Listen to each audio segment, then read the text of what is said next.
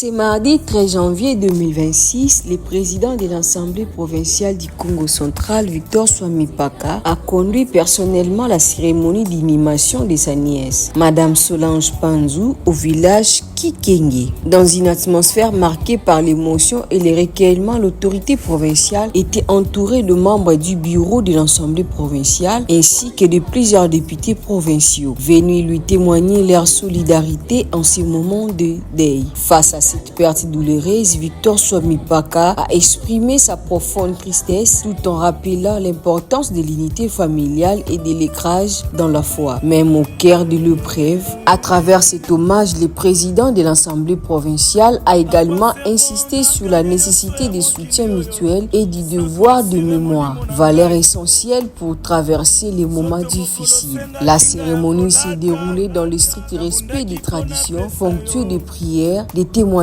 émouvants et d'une forte mobilisation des autorités provinciales venues accompagner leur président dans ce moment de grande douleur.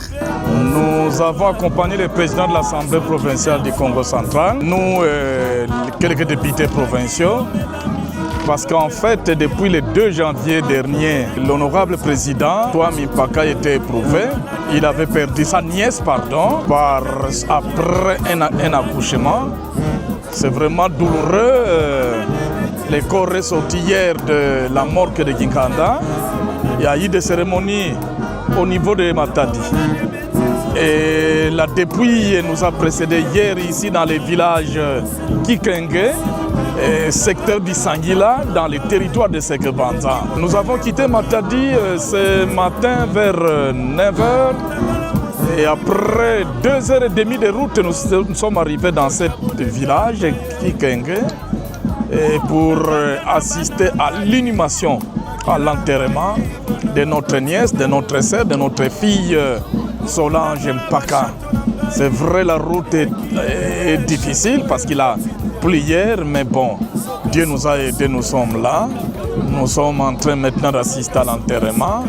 Et ça montre pratiquement seulement les relations de fraternité qui caractérisent notre Assemblée provinciale, parce qu'il n'y a pas seulement que les députés, il y a aussi les administratifs, les amis et connaissances qui sont venus de Matadi, ils sont très nombreux. C'est comme ça que nous pouvons vraiment partager la douleur avec l'honorable président de l'Assemblée provinciale.